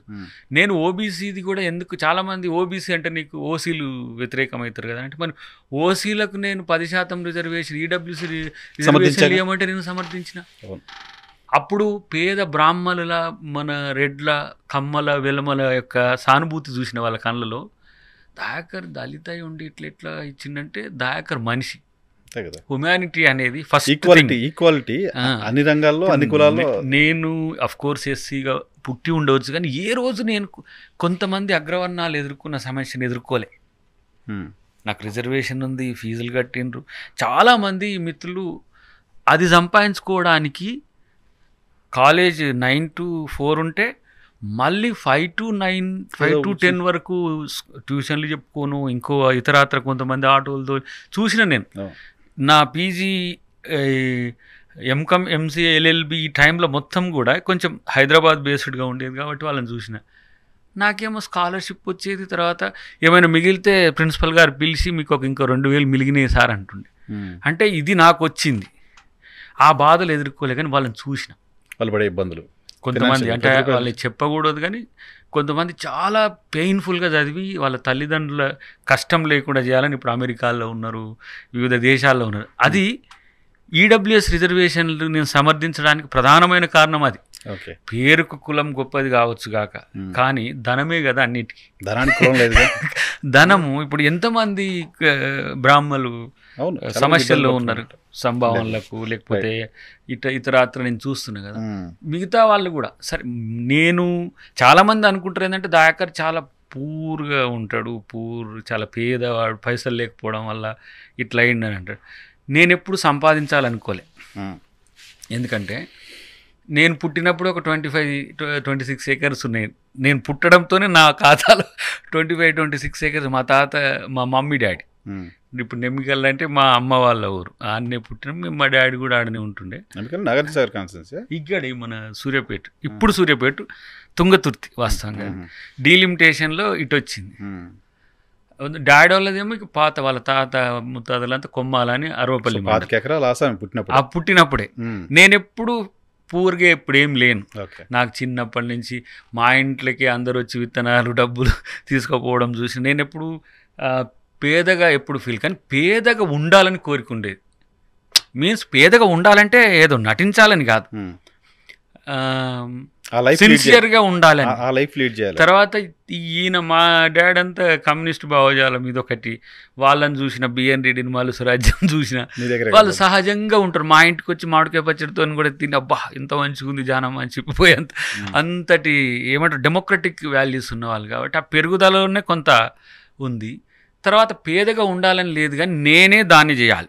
ఇప్పుడు 25 ఏకర్స్ చేయాలంటే ఓటు చేయాలి. దాకర్ ఏమైండు, వాడు ఎకడమిక్ కెరీర్ నేర్చుకున్నాడు. మా తాత చేసి అన్ని రోజులు చేసిండు. మా డాడీ రాజకీయం కొంత, వ్యవసాయం కొంత. అది కాస్త 25 మనోడు సక్సెస్ఫుల్గా 15 చేయగలిగాడు. జనం కొరకు భూములు అమ్ముకునేది విచిత్రమైన పరిస్థితి. అసలు విచిత్రం ఏంటంటే ఆయన వ్యవసాయం చేయాలి, చేయడు. ఈ సమయాన్ని పార్టీ కొరకు, ప్రజల కొరకు వెచ్చించేటోడు ఆ చిన్న గ్రామంలోనైనా. సో ఆ డిఎన్ఏ మనకు డిఫెక్ట్ ఉంది కదా, సేమ్ అది క్యారీ ఫార్వర్డ్. అయితే అట్లా నేను పెద్దగా బాధపడకపోవడానికి ఒకటేమో రేవంత్ రెడ్డి గారు మేము 1 సంవత్సరం క్రితం దీని మీద ప్రయత్నం చెయ్యి, రాకపోతే మంచి ఎన్ని ఉన్నాయి అవకాశాలు అని చెప్పి అప్పుడు కూడా ఇప్పుడు అన్నట్టే అన్నాడు. మనం మీడియా అడ్రస్ చేసి వారు సహజంగా చెప్తాడు అది, ఎందుకంటే దేర్ ఈజ్ ఏ డిస్కషన్. తర్వాత కూడా అంబేద్కర్ జయంతి రోజు మేము పోయేటప్పుడు ఇక చాలామంది కొంత ఇబ్బంది పెడతారు, ఏంది పదవి రాలేదు నీకు ఒక్కనికే రాలేదంటారు, కానీ ఏం ఫీల్ కాకు. బట్ చట్టసభల్లో నీ గొంతు వినాల్సిన అవసరం ఉంది, ఎందుకంటే కొంచెం చదువుకున్న యువకులు ఉంటే మంచిగా ఉంటుంది. దట్ నీ వాయిస్ తెలంగాణలో వెళ్ళినాను కాబట్టి నేను ఇదే చెప్పిన. ఎప్పుడు ఇస్తావు, ఎట్లాంటిది ఇస్తావు అని కూడా నేను అడగను మిమ్మల్ని. మీరు ఎప్పుడైనా ఇవ్వండి, ఏదైనా చేయండి. ఇప్పుడు ఆయన ఎందుకు కూల్గా ఉంటాడు, దాకరి వాదా ఇచ్చిండు కాబట్టి ఉంటాడు కూల్గా ఉంటాడు. ప్లస్ ఆయనకు టెన్షన్ లేదు, మీకు టెన్షన్ లేదు. చాలామంది నీకు నువ్వే నష్టం చేసుకుంటున్నావు అని అంటారు. నేనేమంటున్నా అంటే త్యాగం విలువ ఎంత గొప్పగా ఉంటుందో ఈ 6 నెలల్లో నన్ను చూస్తే చాలామందికి తెలిసి రావాలి. మన వాళ్ళు ఆంధ్రప్రదేశ్ నుంచి కూడా చాలామంది మిత్రులు చేసిండు. ముఖ్యంగా మనవాడు శ్రీధర్ రెడ్డి ఉన్నాడు, చూసినావా?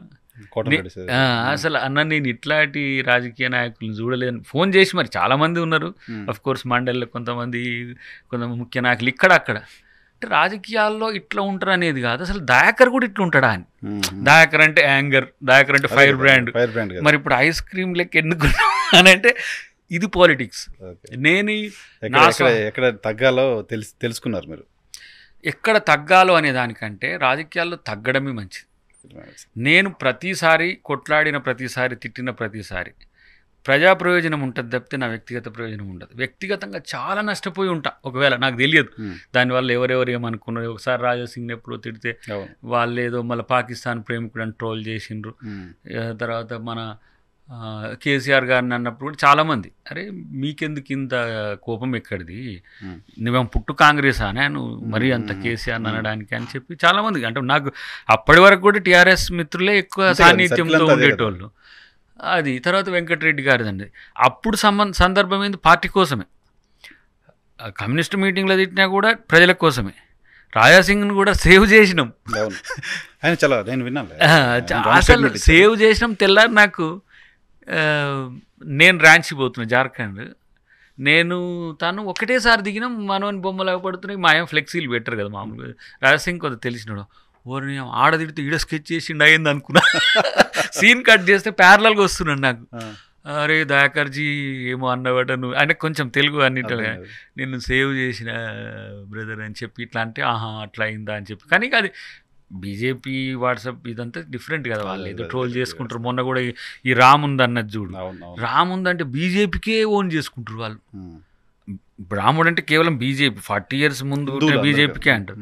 కానీ రాముడు అంటే జగద్విదితం కదా. ఈ వేల సంవత్సరాల నుంచి ప్రపంచాన్ని ఒక ఏలుతున్న ఆదర్శ పురుషుడు. వాళ్ళకే పాటి వీళ్ళ అవగుణాలని ఏదో మేమే రాముడు అని చెప్పి కడుక్కుంటట్టు అనిపిస్తుంది, కానీ వాళ్ళు రాముని ఆదర్శ పాలనలు కూడా లేవు. అందుకని కోపం వచ్చాను నేను ఆ రోజు. నా దృష్టిలో ఏంటంటే చాలామందికి అది భయం కాదు, ఏమంటారు దాన్ని, ఇబ్బంది అయింది. దానివల్ల ట్రోల్ ఒక 2-3 డేస్ అన్ని మైకుల ముందు అసలు దాకర్ ఇట్లా అంటాడా ఇట్లా అంటాడా అంటే మరి మా అయ్యనే రామలక్ష్మయ్య, మరి నన్ను అన్నోడే రామలక్ష్మయ్య అని చెప్తే కూడా అప్పుడు నువ్వు విందువా.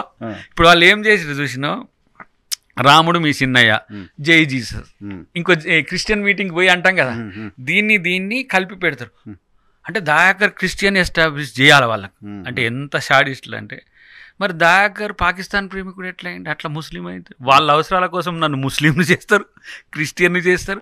కాబట్టి ఇది బీజేపీ తరహా ఉంటుంది. ఇప్పుడు ఒక రకంగానైతే ఈ ప్రతి సంఘర్షణ సమయంలో దాకర్కి ఏం పెద్ద సమస్య కాలేదు, కానీ నన్ను కాంట్రా చేయడానికి చేస్తారు. ట్రోల్ చేసిన వాళ్ళే డిఫరెంట్ వాయిస్ అని జనాలకు అర్థమైపోతుంటుంది.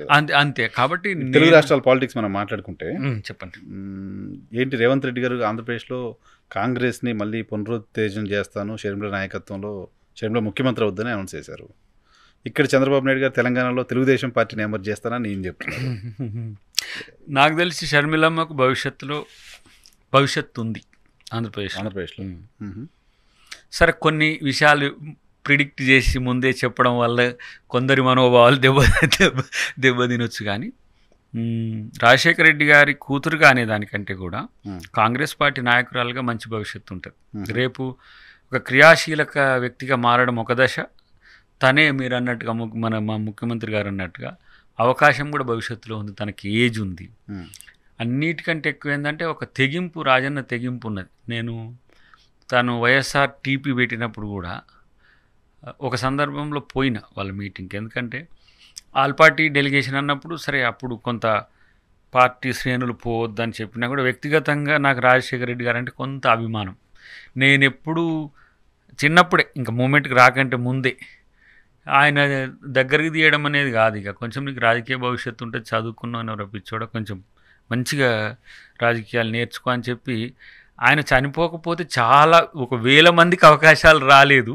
దాంట్లో నేను ఒకరిని. మీకు అవకాశం వచ్చేదా ఉంటే అదే అప్పుడు ఎప్పుడు నేను రాజమండ్రిలో ఒక మీటింగ్ అయి ఉండే, మాలడ సింహ గర్జన అయి ఉండే. దాంట్లో మామూలుగా విలన్ ఎవరు అప్పుడు మాకు విలన్ ఎవరు, రాజశేఖర రెడ్డి గారు ముఖ్యమంత్రి గారే కదా అని చెప్పేసి కొంచెం సీరియస్గానే మాట్లాడేసరికి నాకు ఫోన్ వచ్చింది. అంటే అన్నోన్ నెంబర్ నుంచి, రిస్ట్రిక్టెడ్ నెంబర్ కదా ఆయన సీఎంగా ఉన్నప్పుడు. బాగా తిడుతున్నావురా దయా, ఎక్కడున్నావు అని అన్నాడు. నాకు అర్థం కాలేదు అసలు. నేను రాజన్న అన్నాడు. రాజన్న ఇక ముఖ్యమంత్రి మనకి ఎందుకు చేస్తాడు అని చెప్పేసి అనుకునేసరికి అన్న చెప్పాను కొంచెం కూల్గా ఉండాలి, యువకుని అయినా కూడా రాజకీయం కావాలి అంటే కొంచెం కూల్గా ఉండాలి. ఎక్కడున్నా నువ్వు, ఏడున్నావు అంటే రాజమండ్రిలో ఉన్నా అని చెప్పి, వైజాగ్ పో, అక్కడి నుంచి టికెట్ పెడతాడు కేవీపీ గారు, నువ్వు హైదరాబాద్కి వచ్చి నన్ను కలువు అన్నాడు. కల్పిస్తాను. ఇక పోగానే చెప్పిండి ఇట్లా చదువు ఉంది, మంచి కొంత ఆలోచన ఉన్నది, మీలాంటి వాళ్ళు ఎందుకు అనవసరంగా వ్యతిరేకం చేసుకోవడం, ఎందుకు పార్టీ కొరకు పనిచేయి అన్నాడు. ఇక అప్పుడు నేను మన మల్లెల వెంకట్రావు గారిని, కార్యం శివాజీ గారిని అంతా కలిసి స్టేట్ మొత్తం ఒక 2009 ఎలక్షన్స్లో కంప్లీట్గా కాంగ్రెస్ పార్టీకి చేసిన నేను. అంటే పూర్వాంకంలో ఆ మూలం ఉన్నది, రాజశేఖర రెడ్డి గారితో ఉన్నది.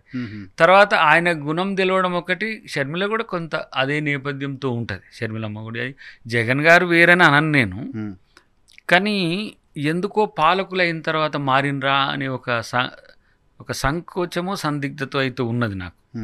ఎందుకు కన్సోల్ లేదు, సెంట్రిక్గా పాలించిండ్రు, ఇదొక కాంట్రా ఉండే నాకు. ఇక్కడ కేసీఆర్ మీద కూడా అదే ఉండే.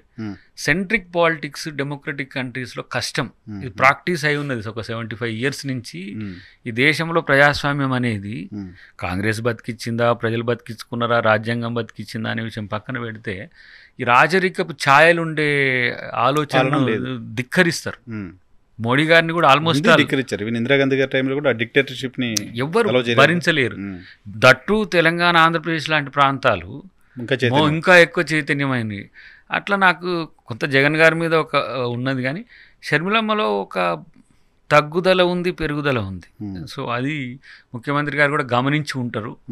అన్నిటికంటే ఎక్కువ ఆంధ్రప్రదేశ్లో భవిష్యత్తులో ఆంధ్రప్రదేశ్ బాగు కోసం చంద్రబాబు గారు ఎంత పని చేయాలనుకుంటుండో కాంగ్రెస్ కూడా అంతే పని చేస్తుంది. విపక్షంగా ఉండి స్పెషల్ స్టేటస్ ఇష్యూలో రాహుల్ గాంధీ గారైనా విపక్ష నేతగా విభజించింది మేం చేయబట్టి నెగిటివ్ మాకు వచ్చింది. కానీ చెయ్యని వాళ్ళకి ఎందుకు రావట్లేదు? బీజేపీకి కానీ బీజేపీ ఆంధ్రాకి ఏమి ఇచ్చిందంటే ఇప్పటికీ మట్టి నీళ్ళే కనపడతాయి. అయినా కూడా బీజేపీ సపోర్టివ్గా జనసేనను టీడీపీకి పెద్ద విక్టరీ ఇచ్చింది ప్రజలు. దాన్ని గౌరవించాలి. గౌరవించలేకపోతే డెఫినెట్గా కాంగ్రెస్కి మరింత అక్కడ మంచి అవకాశాలు పెరుగుతాయి. సరే, జగన్ గారి రాజకీయం ఇప్పటికేం నష్టం కాదు. సో ఇంకా డెమోక్రటిక్గా ప్రజల్లోకి వెళ్ళాలి. ఇప్పుడు ఆయన ఏంటిది అది యాత్ర పెట్టుకున్నప్పుడు, ఓదార్పు యాత్ర పెట్టుకున్నప్పుడు ప్రజలందరూ కనెక్ట్ అయ్యారు. మరి ఆ కనెక్షను పథకాలు ఇచ్చినందుకు ఒక సెక్షన్ ఆఫ్ పీపుల్కే చేస్తుండనేది పోయిందా, లేకపోతే పొలిటికల్ కాంట్రాడిక్టరీ పెరిగి అందరు ఏకమై ఒక్కడి కావడం వల్ల నష్టపోయిందా పక్కన పెడితే అంత ఎఫెక్టివ్గా చేసిండా అనే దాని దగ్గర కొంత మీమాంస ఉంది.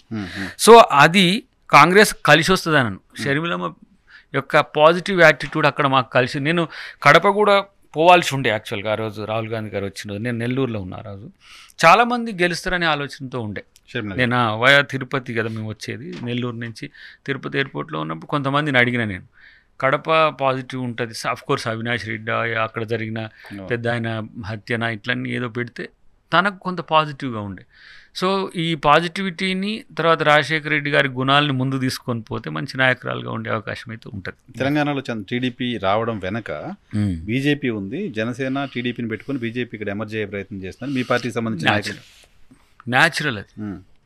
ఎందుకంటే బీజేపీ ఎప్పుడు కూడా ఒక బలమైన శక్తిని కౌగిలించుకుంటుంది, ఆ బలాన్నంతా పీల్ చేస్తుంది, తర్వాత వాళ్ళని పిడిచిన ఉంటుంది కదా దాన్ని నెట్టి పడేస్తుంది. అంటే చరిత్రలో మీరు బీజేపీ రాజకీయ అస్తిత్వాలు ఆయా రాష్ట్రాల్లో మీరు చూస్తే మీకు ఈజీగా కనపడుతుంది. ప్రత్యక్ష ఉదాహరణ శివసేన. అసలు అకాలీ లేరి, అకాలీదళ్ అనేది ఒక పెద్ద రాజకీయ ఫార్మర్ బేస్డ్ పొలిటికల్ పార్టీ. అసలు దాన్నే మటుమాయం చేసిండ్రు, వీళ్ళు వచ్చేసిండ్రు. రెండవది, సరే బీజేపీ రాజనీతి మనం ఎంత మాట్లాడుకున్నా కొంత ఇలాంటి ఆలోచనలతో ఉన్న టీడీపీతో కలిసి ఇక్కడ ఎదగాలనేది ఏదైతే ఉంటుందో చూడాలి. అది ఎంతమేరకు అది జనసేన అక్కడ అధికారంలో ఉంది, మన Pawan Kalyan deputy CM, Pawan Kalyan deputy CM, ఈయన సీఎం. ఒక ప్రాంతంలో పరిపాలనలో ఉన్న పార్టీలు ఇంకో ప్రాంతంలో రాజకీయ అస్తిత్వం కొరకు పోరాడినాయి. అది లల్లుతో సహా, లేదంటే ములాయం సింగ్తో సహా. జార్ఖండ్లో అది జరిగింది, మనకు ఉత్తరాంచల్, తర్వాత ఇటు రాజస్థాన్ కూడా ఎక్స్టెండ్ అయ్యిండ్రు వాళ్ళు, బీఎస్పీ కూడా ఎక్స్టెండ్ అయ్యింది. సో చూడాలి. నేను అంతైతే అనుకోను. కాకపోతే హైదరాబాద్లో న్యాచురల్ వాళ్ళకు ఏంది, న్యాచురల్ అనే దానికంటే కూడా ఆర్టిఫిషియల్ వ్యతిరేకత బీజేపీకి ఎంఐఎంతో ఉంటుంది. ఆ క్రమంలో హైదరాబాద్లో బయటపడటానికి టీడీపీ ఉపయోగపడుతుంది అనుకుంటవచ్చు. బీఆర్ఎస్ నేనేమంటున్నా, అసలు హైదరాబాద్లో వాళ్ళ బలము, బీఆర్ఎస్ బలము బీజేపీకి కన్వర్ట్ అయితే నష్టపోబోతున్నది బీఆర్ఎస్ అవుతుంది ఫస్ట్, కాంగ్రెస్ కాదా? కాంగ్రెస్కి ఇంకా బలం పెరుగుతుంది వచ్చే వాళ్ళతో సహా. సో టీడీపీ ఇక్కడ ఎమర్జ్ అవుతే కాంగ్రెస్కి బలం, బీఆర్ఎస్ డిస్ట్రాక్ట్ అవుతుంది నా అంచనా. బీఆర్ఎస్ తనకున్న బలాన్ని కోల్పోవాల్సి వస్తుంది ఆ క్రమంలో రీప్లేస్మెంట్. సో అప్పుడు చంద్రబాబు వస్తున్నాడు అంటే తెలంగాణ వాదులంతా యునైట్ అవ్వడం, మళ్ళీ సెంటిమెంట్ రావడం, అది బీఆర్ఎస్కి అడ్వాంటేజ్ అవ్వదు. అసలు బీఆర్ఎస్ను బతకమను, కనీసం బతికే ప్రయత్నాలు చేయమను నేను. ఎందుకంటే ఏదో సినిమాలు అత్తారింటికి దారేది, నేను వచ్చేంతవరకు ఆయన బతకమన్నట్టు. మేము కూడా రాజకీయ ప్రత్యర్థి అయినా తెలంగాణ తేవడంలో కేసీఆర్ పాత్రను ఎవరు కాదనలేరు. తనంతా తానే అని తను అనుకుంటాడు, ఆయన కొంతే అని మేము అంటాం. అంటే ఉద్యమకారులుగా ఉన్నది కదా, లేదని నువ్వు అంటే చరిత్రహీనుడు అవుతావు కాదు కదా. ఎందుకు చేసిండు తను, ఆ కంపల్షన్ క్రియేట్ చేసిండు, అది కాదనలేని సత్యం. నేను కాంగ్రెస్లో ఉన్నా కాబట్టి ఆయన మీద ఏదో బట్టగా రేవంత్ రెడ్డి గారు కూడా చాలా సందర్భాల్లో చెప్పారు ఆ విషయం. వాస్తవాన్ని దానికి సమస్య ఏంటి? అభిప్రాయ భేదాలు ఉండొచ్చు, మిలియన్ మార్చి వద్దన్నందుకు మాకు కోపం ఉండొచ్చు, సాగరహారం వద్ద, కానీ ఉన్నాడు కదా మళ్ళీ తను ఈటెల రాజేందర్ని మళ్ళా అన్నాను, ఈటెల రాజేందర్ హరీష్ను హరీష్ పంపించింది, కేటీఆర్ కూడా వచ్చింది, కరెక్ట్. దీంట్లో కూడా ఆయన కూడా పాల్గొన్నాడు మిలియన్ మార్చ్లో. అవి భేదాభిప్రాయాలు కాదు, అభిప్రాయాల్లో భేదాలు ఉన్నాయి. సరే, అలాంటప్పుడు ఆయనను బతకమని ఎందుకు అంటున్నా అంటే, సో నా పాయింట్ ఏంటంటే టీడీపీ ఇక్కడ ఎమర్జ్ అవ్వడం అనేది తెలంగాణలో ఎవరికి ఎక్కువ నష్టం? నేను అంటున్నది బీఆర్ఎస్ నమ్మకంతో భరోసాతో పార్టీ బతుకుద్దని కనుక ఆలోచనను బతికిస్తే, బీఆర్ఎస్ బతికితే బీజేపీకో టీడీపీకో జనసేనకో ఉండదు అంటున్నా. దాంట్లో నా రాజకీయ స్వార్థం కూడా ఉంది, కనీసం బతకమానని ఎందుకు అంటున్నా. నువ్వు చస్తివి, బీజేపీకి 8 సీట్లు వచ్చాయి, మీకు 0 ఆయే. మొన్న 39 సీట్లు వచ్చాయి. ఎక్కడ లోపం ఉంది? రివ్యూ ఉందా వాళ్ళకి? ఇంకా కాంగ్రెస్ మీద పడి ఏడుస్తూ ఉంటారు. నాయి 3 నుంచి 8 అయినాయి, కానీ నా ఎక్స్పెక్టేషన్ 14 వరకు ఉండే. నాకు 14 రాకుండా బీజేపీకి 8 రావడానికి ఎందుకు సహకరించినావు నువ్వు? బీఆర్ఎస్ సహకరించింది డెఫినెట్లీ. అది ఇంకా మీరు ఇంకేదో దాన్ని ఇంకా మనం మసిబూసి మారేడుకాయలని ఊరు చెప్తుంది కదా, ఊరైతే చెప్తుంది కదా, ఓటేసిన ఊరు చెప్తుంది కదా. ఎందుకు ఒక్క సీటు రాలేదని అంటే చెప్పండి, కారణం చెప్పమనండి. కాబట్టి దీంట్లో నేను బీజేపీని బీఆర్ఎస్ని వేరు, అవేదో భవిష్యత్తులో వ్యతిరేకమై కొట్లాడితే అనడానికి నేను నమ్మ. ఎందుకంటే దే ఆర్ వన్. ఓకే, పార్టీలుగా వేరు కావచ్చు, అది కాషాయం కావచ్చు, ఇది గులాబీ కావచ్చు, కానీ 2 పువ్వులే. ఆ పువ్వులు ఎప్పుడు కూడా ప్రమాదంగా ఉంటాయి. ఒకరు బలపడడానికి మరొకరు సహకరించుకుంటారు. దాంట్లో రేపు నువ్వు అన్న దాంట్లో బీఆర్ఎస్ కూడా ఉండొచ్చు, బీజేపీ బీఆర్ఎస్ టీడీపీ జనసేన కలిసి ఉండొచ్చు, అవకాశాలు. నలుగురు కలిస్తే అప్పుడు మీకు ప్రమాదమే. మరి నేనేమంటే, పరిపాలనలో నేను కేసీఆర్ని అయితే, పరిపాలనలో నేను జగన్ అయితే కదా. కానీ రేపు మేము చేయబోయేది, నేను అనుకుంటున్న తెలంగాణలో ఒక కొత్త, ఇప్పుడు నిన్ననే రాజశేఖర రెడ్డి గారి బర్త్డే కదా, ఒక కొత్త రాజశేఖర రెడ్డి లాంటి పాలన రేవంత్ రెడ్డి గారు ఇవ్వగలడు. అంత ప్లాన్ ఆఫ్ యాక్షన్ తన దగ్గర ఉంది. ఎవ్వరికి రివీల్ చేయడు, చెప్పడు. తన క్యాబినెట్ ఒప్పించడంలో కూడా నేర్పరి, ఎట్లా చేయాలి. ఇప్పుడు ఎవరు రైతు రుణమాఫీ చేస్తారు, ఎట్లా చేస్తారు అని అందరు సందేహంతో ఉన్నారు కదా. వస్తుంది కదా August 15th. Senior politicians KCR, Chandrababu లాంటి వాళ్ళు కూడా 17,000 18,000 రుణమాఫీ చేయడానికి చాలా కష్టం. 4 times తీసుకున్నారు, చేయలేదు కదా పూర్తిగా. ఇప్పుడు అది ఎట్ ఏ టైం అవుతుంది ఒకటి. రెండవది, ఇప్పుడు క్లస్టర్ వైజ్ తెలంగాణను డిఫైన్ చేసుకుంటున్నారు, అర్బన్, సబర్బన్ అండ్ రూరల్. ఇవి తర్వాత నేను అనుకుంటున్నా ఇంకా మనం అవసరమైతే ఏజెన్సీ. ప్లాన్ ఉంది, 10 ఏళ్ల ప్లాన్ ఉంది డెఫినెట్గా. 10 ఏండ్లు కాదు, తెలంగాణను అసలు కాంగ్రెస్ మాత్రమే అభివృద్ధి చేయగలదని నిరంతరం అనుకునే విధంగా పరిపాలన ఉంటుంది నేను అనుకుంటున్నా. ఎవరికి ఇప్పుడు నేనేమంటున్నా అంటే, మన వాళ్ళు ఏమంటారు, కాంగ్రెస్లో గ్రూపులు ఉన్నాయి, కొట్లాడతారు, అటు వీళ్ళిటు. ఎవరు ముఖ్యమంత్రి కావాలని కోరుకున్నా వాళ్ళ వ్యక్తిగత అభిప్రాయం కావాలని కోరుకుంటారు ఎవరైనా. కాలేనప్పుడు ఇక సర్దుకొని పోవాల్సిందే కదా. అంతే కదా. సర్దుకునే పోవడంలో రేవంత్ రెడ్డి గారు ఫెయిల్ అవుతారని కొంతమంది అనుకుంటారు. రేవంత్ రెడ్డి గారు ఫెయిల్ అవ్వడానికి అవకాశం లేని స్థితిని ఆయన తెచ్చుకుంటున్నాడు. పిసిసి అధ్యక్షుడు అయినా రకరకాల హడిల్స్ మధ్యలోనే అయ్యారు, ముఖ్యమంత్రి అయినా రకరకాల హడిల్స్. కాంట్రాతోనే ఎక్స్పోజ్ అయితే కంటిన్యూ చేయాలన్నా హడిల్స్ ఉంటాయి, ఫేస్ చేసుకుంటూ పోగలిగే ఆ నైపుణ్యం అతను. ఒక కొన్ని చెప్తున్న వాటిని చూసిన తర్వాత అవి వస్తే జనం వదలరు. ఒక ఆరోగ్యశ్రీ అనేది పెడితే అసలు ఆరోగ్యశ్రీ వాడుకోని వాళ్ళు కూడా రాజశేఖర రెడ్డి గారి మీద ఎంత ప్రేమ చూపించేది. పేదోళ్ళకి ఏదో ఇంత వస్తున్నాయంటే ఇప్పుడు అది 10 లక్షలకు పెంచి చేస్తున్నాం. కానీ అసలు రేవంత్ రెడ్డి గారి డ్రీంలో మేము పర్సనల్గా మాట్లాడుకున్నప్పుడు, ఆయన ముఖ్యమంత్రి గారు కానప్పుడు, ఉచిత వైద్యం, ఉచిత విద్య ఈ రాష్ట్రమే మోడల్ కావాలనేది ఉన్నది ఆయనకు. మరి అలాంటప్పుడు కార్పొరేట్ ఎట్లయితుంది, వాటిని ఎట్లా అంటే అసలు ప్రభుత్వంలో ప్రైవేట్ కంటే నాణ్యమైన విద్యనో వైద్యమో దొరికితే ఆటోమేటిక్గా వచ్చేస్తారుగా. ఇంకోటి, వాళ్ళ ఆదాయాలు 30% మిగులుస్తాం మనం. ఒక విద్యార్థి చదువుతుందంటే మోర్ దెన్ 30 ఏదైనా వస్తే హెల్త్ రీజన్తో కుటుంబాలే పోతున్నాయి. కాబట్టి తనకు ఆ మైండ్, దీనికి కులము లేదు అంటే, దీనికి ఎస్సీ లేదు, ఎస్టీ లేదు, ఇవి 2 చేస్తారు. ఎందుకంటే దాన్ని ఇప్పుడు ఇంటర్నేషనల్ స్కూల్స్ పర్ మండల్ ఒకటి ఎందుకు ఇప్పుడు నియోజకవర్గానికి అవుతున్నది, దాన్ని మండల్కి చేస్తారు. అట్లా ఎక్స్టెండ్ చేయడంతో పాటు క్వాలిటేటివ్ ఇంటర్నేషనల్ స్టాండర్డ్స్తో మన తెలంగాణ విద్యను ఎంపవర్ చేయడము. ఏదో ఇన్ఫ్రాస్ట్రక్చర్ డెవలప్మెంటు, డిజిటల్ క్లాసెస్ ఇది కాదు. ఫస్ట్ ఆలోచన శక్తి లేదు. 10th క్లాసు చదివిన వ్యక్తి అవును, స్కిల్ లేదు, దీనికి సంబంధించి దానికి ఇప్పుడు ఆ స్కిల్ డెవలప్మెంట్కి యూనివర్సిటీస్ని ఇంటర్లింక్ చేయాలని ఒక ఆలోచన. చదివిన వాడు కనీసం 2 భాగారాలు చేయలేకపోతున్న పరిస్థితి ఉంది ఇప్పుడు, సర్వేస్ చెప్తున్నాయి చాలా. ఇంకా ఇప్పుడు ఇటు మనం హైదరాబాద్ ఐటీఆర్ లాంటిది, ఇప్పుడు ఐటీఆర్ కేంద్రం ఇస్తే ఇచ్చింది, ఇవ్వకపోతే ఓఆర్ఆర్ RRR మధ్యన ఒక అద్భుతమైన హైదరాబాద్ను మనం చూస్తాం. దాంట్లో పేదలకు మేలు జరిగేది కూడా. హైదరాబాద్ లాంటి సిటీకి చాలా స్కిల్డ్ క్వాలిటీ స్టూడెంట్స్ అవసరం ఉంది చాలా. అసలు మీరు ఇక్కడికి రావడానికి ఎంతో మంది ఇష్టం ఉండి వచ్చి ఇప్పుడు ఏర్పడ్డ కంపెనీలలో చేస్తున్నారు. అదే మనం ఇస్తే ఇప్పుడు 80% మీరు స్థానికులకి అనేది పెడితే ఎలిజిబిలిటీ ఉంటే ఈజీగా తీసుకోవచ్చు. ఎలిజిబిలిటీ ఉంటే ఆటోమేటిక్గా దొరుకుతుంది కదా. సో మన వాళ్ళు ఎక్కడ ఉంటున్నారు అని చాలా మంది అంటారు. అంటే ఎక్కువ డ్రైవర్లుగా ఉంటున్నారు, ఆ టిఫిన్ సెంటర్ లేకపోతే అన్స్కిల్డ్ ఉన్నారు. నేనేమంటున్నా, చదువుకున్న తెలంగాణలో ఉండే చాలా మంది యువకులు అబ్రాడ్గా ఉన్నారు. అది దుబాయ్ కావచ్చు, అమెరికా కావచ్చు. లీడర్గా, యాక్టర్గా, ఉద్యమకారుడు, లీడరు, యాక్టరు. సో ఏదో పదవిలోకి ఎప్పుడు వెళ్తారో, చట్టసభలోకి ఎప్పుడు వెళ్తారో అనేది చాలా మంది ఎదురు చూస్తున్న అంశం. చూద్దాం. థ్యాంక్ యూ వెరీ మచ్ మాకు సమయం కేటాయించినందుకు. ఇది దయాకర్ గారితో స్పెషల్ పాడ్కాస్ట్. నెక్స్ట్ వేళ మళ్ళీ కలుద్దాం. చూస్తున్నాం DHTV.